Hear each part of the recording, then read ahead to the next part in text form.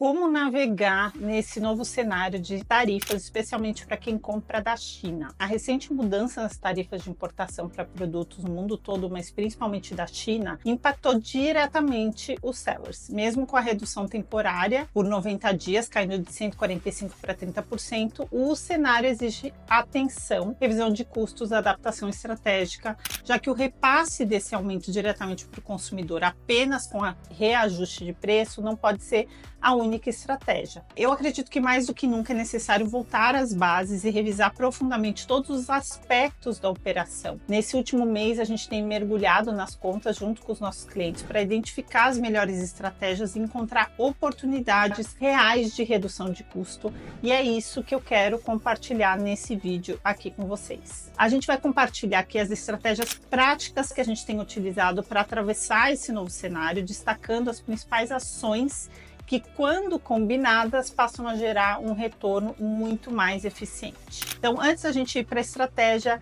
não esquece de se inscrever no canal para que você receba as notificações e os novos vídeos que a gente posta toda semana. Primeira estratégia, ajuste de preço. Claro que, na maioria dos casos, o ajuste de preço ele pode ser necessário, mas ele não deve ser a única medida, né? Porque tem desafios claros nesse caminho. Um risco de perder a buy box. A Amazon ela penaliza aumentos bruscos de preço com a remoção da buy box, o que vai reduzir drasticamente a visibilidade do seu produto, e isso tem ocorrido com muita frequência, já que a Amazon considera não só o seu preço de referência que está no cadastro, mas também o histórico de preço praticado e os preços que você tem fora da Amazon. Além disso, existe a própria sensibilidade do consumidor. O aumento não necessariamente acompanha a percepção de valor do cliente, o que pode reduzir drasticamente a sua conversão e comprometer também retornos de campanhas, já que agora você vai precisar de mais cliques para fazer a mesma venda. A segunda estratégia é a análise de rentabilidade por produto.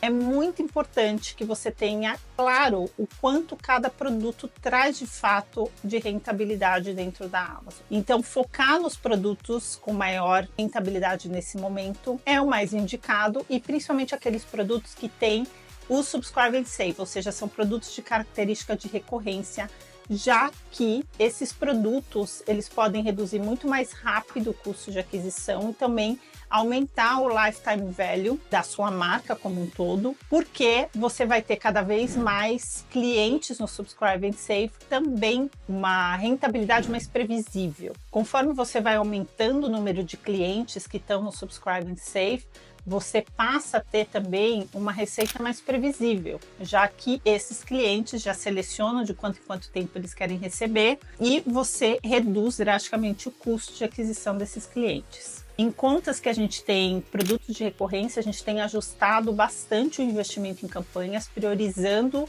o investimento para esses produtos para aumentar assim o lifetime value e reduzir o custo de aquisição e, obviamente, trazer mais rentabilidade. A terceira estratégia é a renegociação com fornecedores. Os fornecedores também foram afetados e muito com essas novas tarifas, então é um bom momento e muito favorável para renegociar os contratos e também avaliar junto com os fornecedores a possibilidade de redução de volume das embalagens para reduzir o custo logístico e também o custo de FBA Fee, e também avaliar outros modelos logísticos alternativos, como, por exemplo, armazenar uma parte em warehouses que chamam border warehouses, onde você só paga a tarifa no momento que eles saem desses armazéns, podendo aumentar o fluxo de caixa, e também algumas estratégias são utilizadas separando notas, partes do produto, para que você seja cobrado apenas nas partes do custo do produto que você de fato deveria ser cobrado. Mas isso é uma avaliação feita com experts em logística e junto ao fornecedor dentro das regras.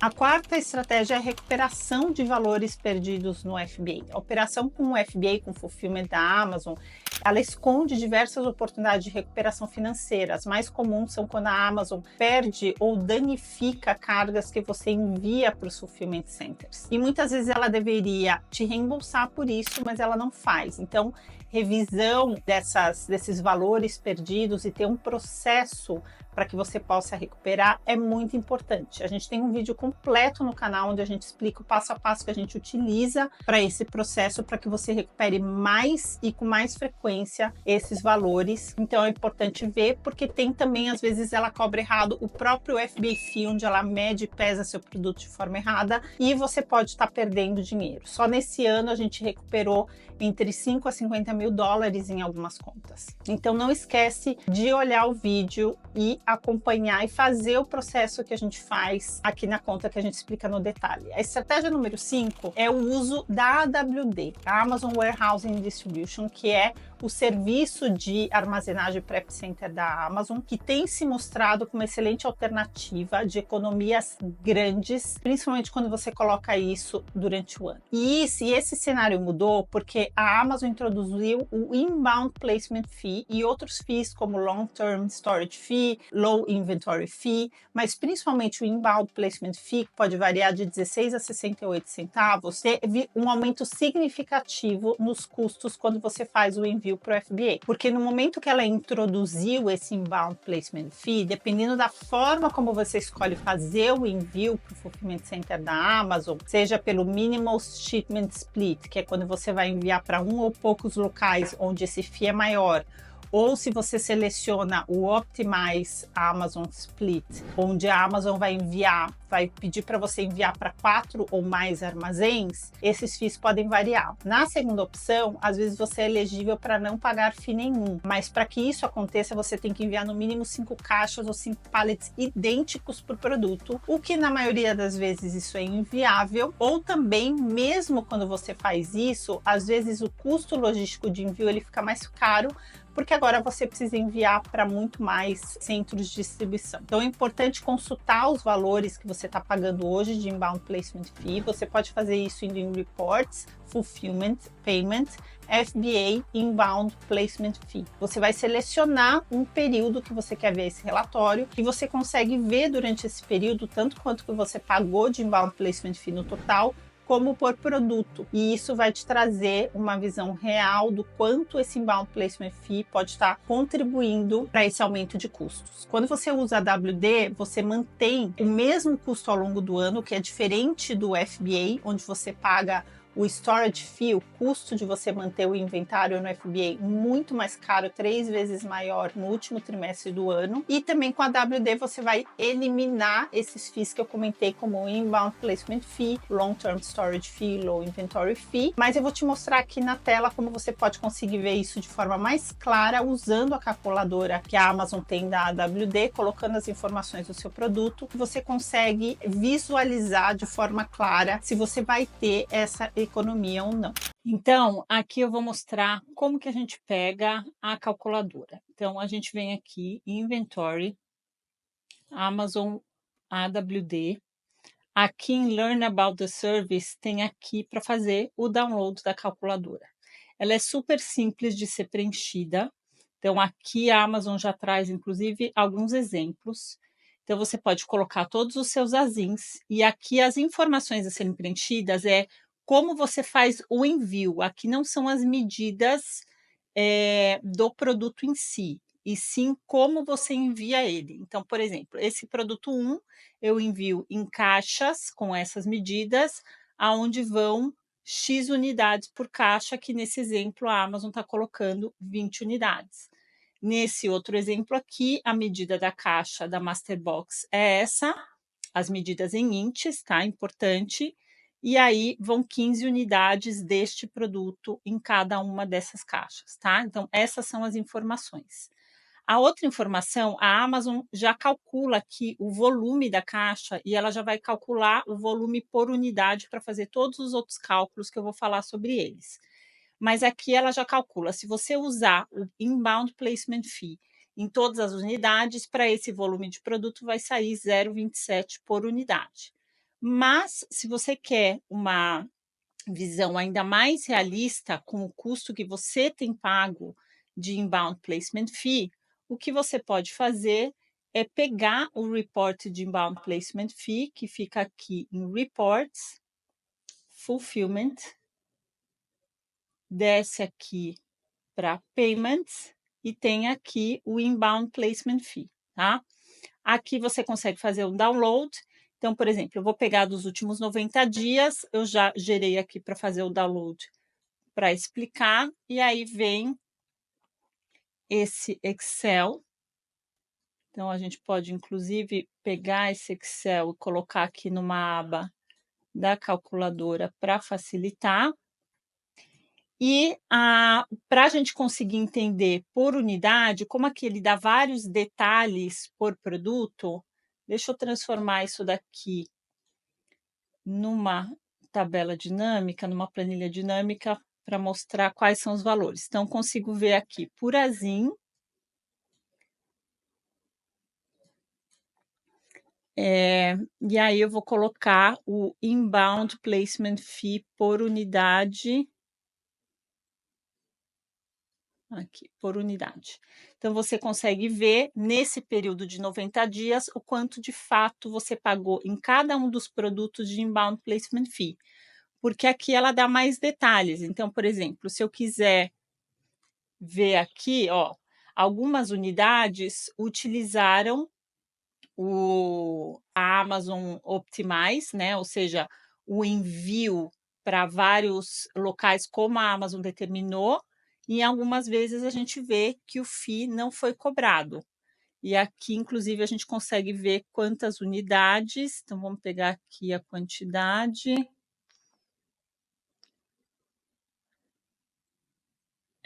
Received, aqui. Então, por exemplo, nesse produto, nesse período de 90 dias, foi enviado 8.000, aproximadamente 8.000 unidades, 5.500 usou o envio com o Optimize, ou seja, enviando para os locais onde a Amazon determinou, de 4 ou mais armazéns, onde não pagou FII nenhum, porque foi enviado em caixas ou pallets iguais, e essas unidades, nesse mesmo período, aí pagaram. Então, esse relatório ele já vai te trazer a média de quanto que você pagou de todos os envios, porque daí você tem um cálculo muito mais apurado, né? Então, vamos tirar aqui. E aí, o que a gente pode fazer vamos pegar aqui alguns exemplos de ASINs, mas aí você vai colocar todos os seus ASINs aqui. Então, vamos supor que esses daqui tenham as mesmas medidas, e aqui a gente vai colocar só para o exemplo. Aqui. E aí, a gente vai fazer uma fórmula para pegar o quanto de fato a gente pagou, porque aí a gente tem um cálculo muito mais realista desse comparativo.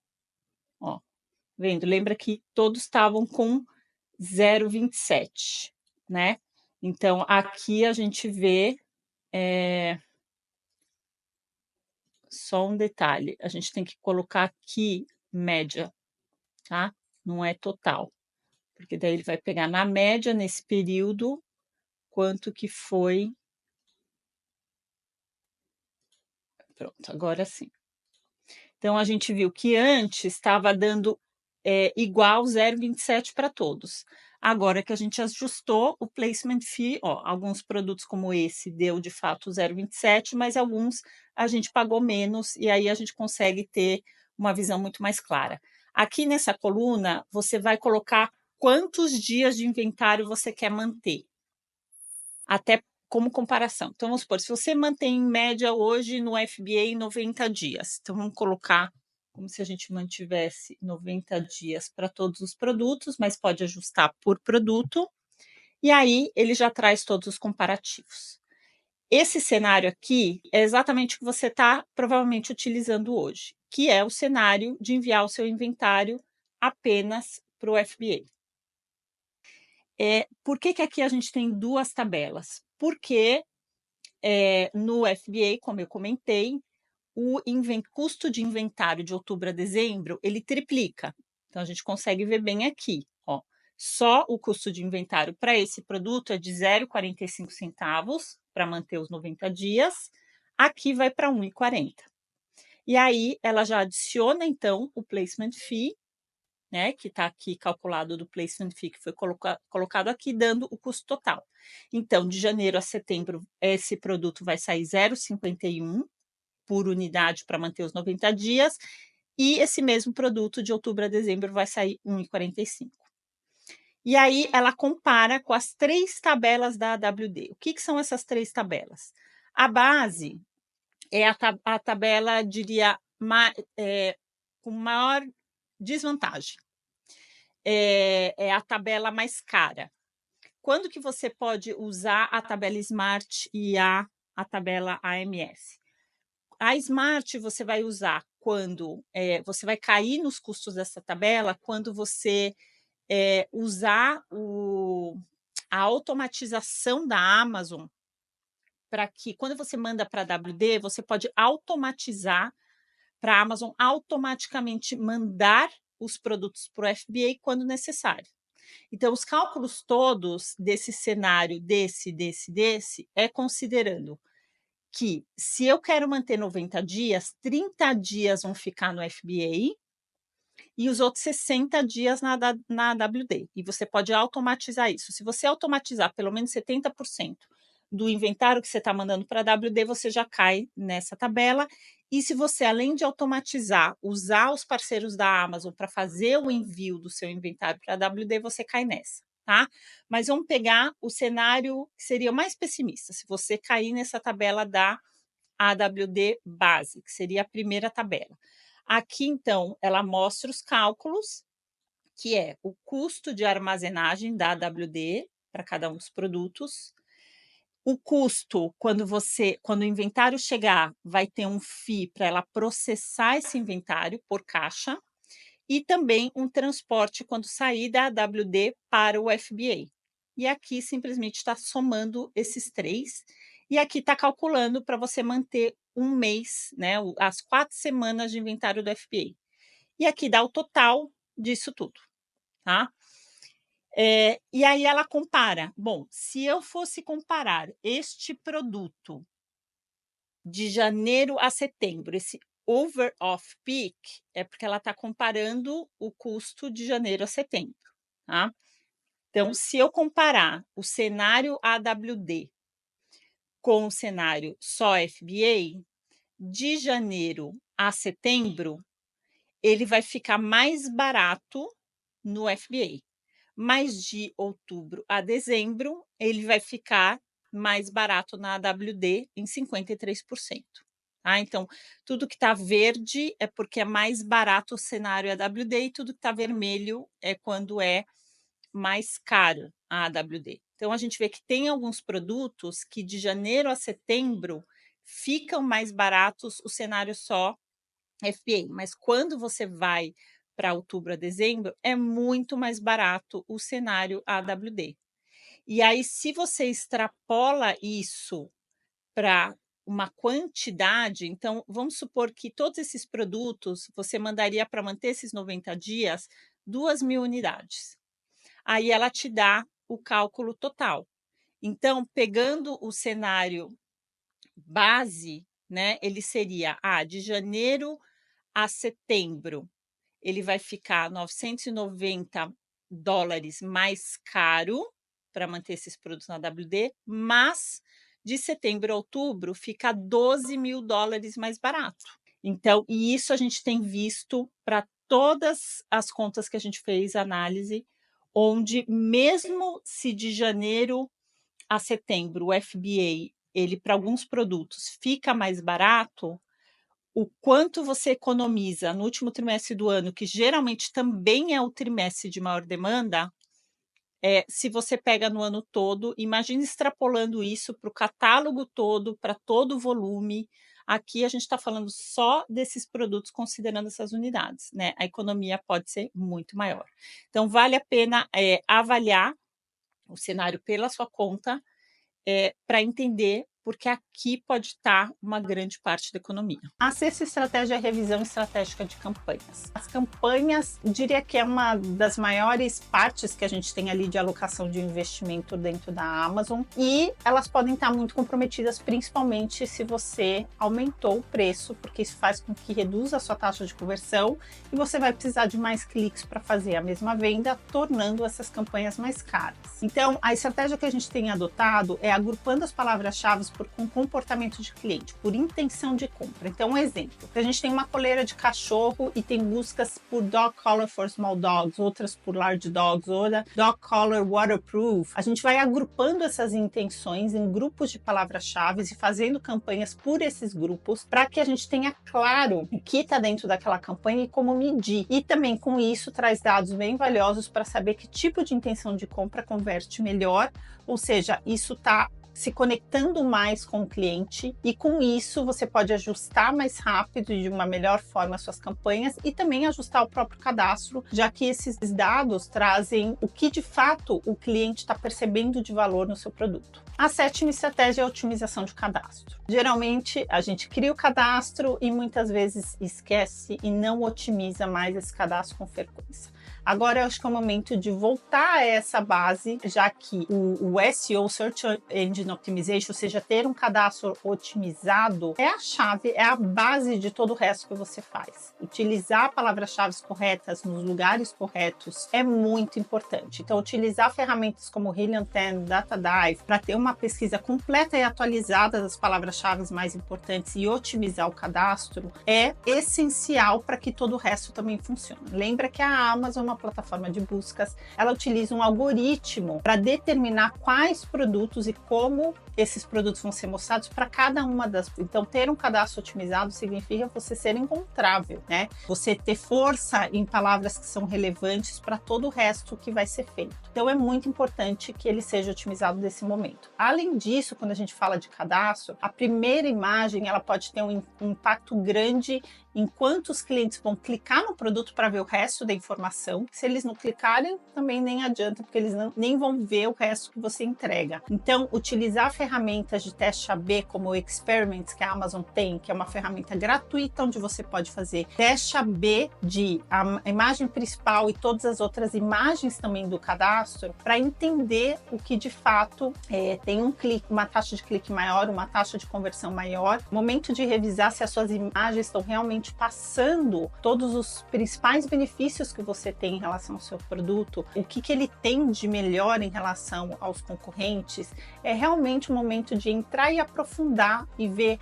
aonde que estão ali oportunidades que talvez você tenha deixado de lado porque as coisas estavam funcionando muito bem e não exigiam talvez todo esse cuidado que agora é fundamental. A verdade é que cenários desafiadores, eles tiram a gente da zona de conforto, eles nos forçam, né, a gente a revisar processos e decisões com muito mais critério. A boa notícia é que ações práticas e estratégicas, elas são possíveis para a gente se adaptar a esse novo cenário e garantir que a gente se mantenha competitivo num cenário turbulento em que todo mundo está tentando achar alternativas para se manter no negócio. Então, seja você o seller, onde vai encontrando todas essas oportunidades e fazendo uma revisão profunda de todos os processos para que você consiga se manter competitivo e não ser o seller que simplesmente joga a toalha ou vai lá e só aumenta o preço ou tira todo o investimento de campanha para aumentar a rentabilidade, o que vai não só comprometer no curto como no longo prazo, podendo tirar muitos desses negócios